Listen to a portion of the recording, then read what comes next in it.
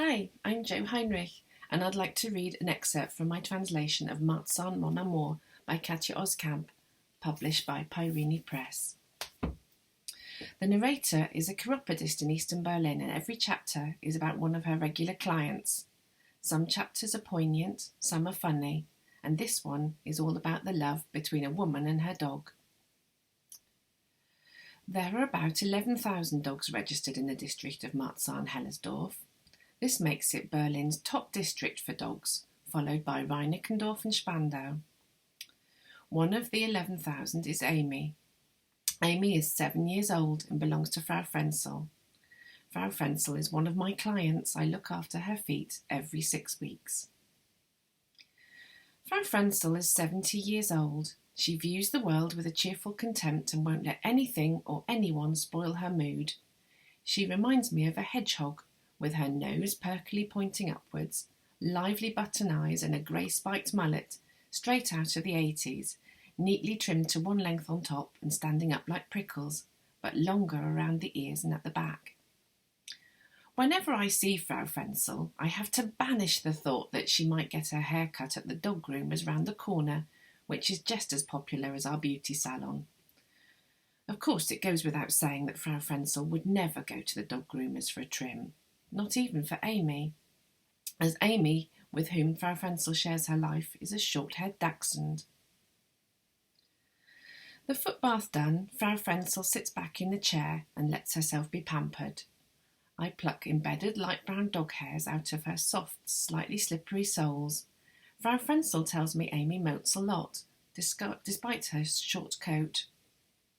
When Frau Frenzel lathers Amy up and rinses her off in the bath, the hairs she clears out afterwards fill the plug-hole strainer twice over.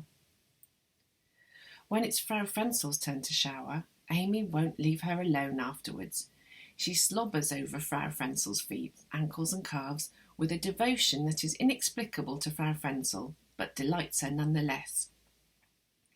Every morning, Amy wakes Frau Frenzel up by hopping onto her bed and licking her mistress, preferably her armpits.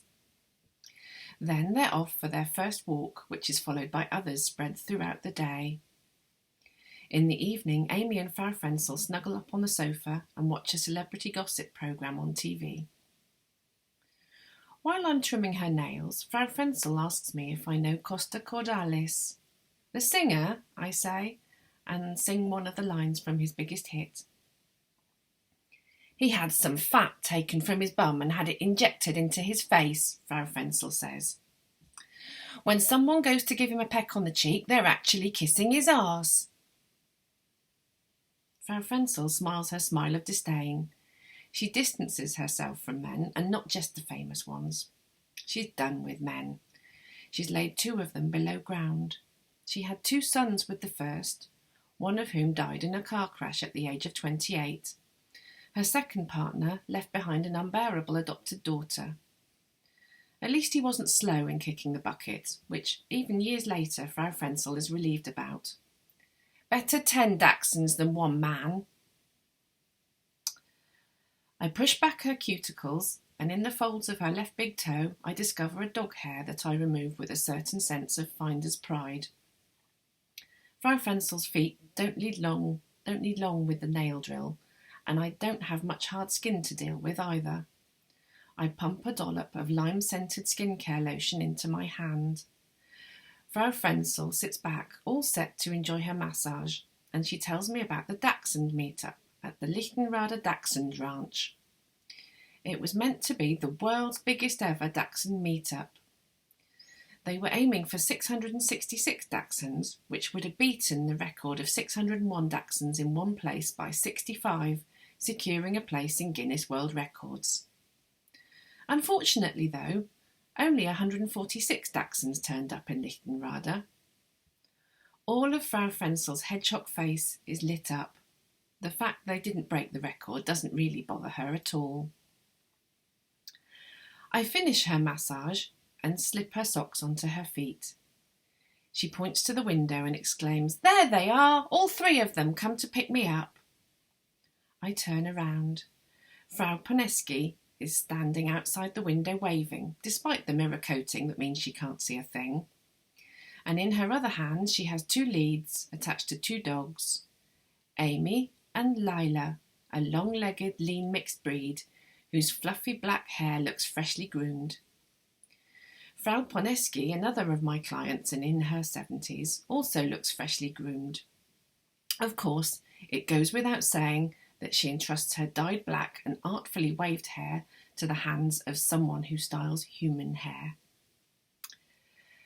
Frau Frenzel pays and we step out of the salon into the warm late summer's day. A shared joy erupts. Amy is insanely happy to see her mistress again, wagging her pointy dachshund tail furiously, and Frau Frenzel is insanely happy to see her beloved Amy again. Lila, Frau Poneski's mixed breed, is happy to see Frau Frenzel, Amy's mistress, again, and Frau Poneski and Frau Frenzel are happy to see each other again. Over the course of many dog walks, they've become true, close and loyal friends through their love of dogs. Frau Poneski blurts out some news she's just read in a tabloid. Did we know that some celebrities, Julia Roberts for example, smear hemorrhoid ointment on their faces as it's meant to have some kind of firming effect? Frau Frenzel and I are in stitches over the thought of Julia Roberts slowly but surely freezing her facial expressions with hemorrhoid ointment, and we both agree we'll stick to our wrinkles. I crouch down towards Amy. She has a dear little face, a black nose, a pale brown muzzle, shaggy brows, overhanging shiny eyes edged by tiny lashes, and very short legs. She sniffs my wrists and I whisper, "It's Lyme, I'm sorry." Amy looks at me, a little shy, a little reproachful, and I think of something the philosopher Dr. Grosser, another of my clients, once said to me as he sat in the chiropody chair. Of course, animals can talk, but they choose not to. Thank you.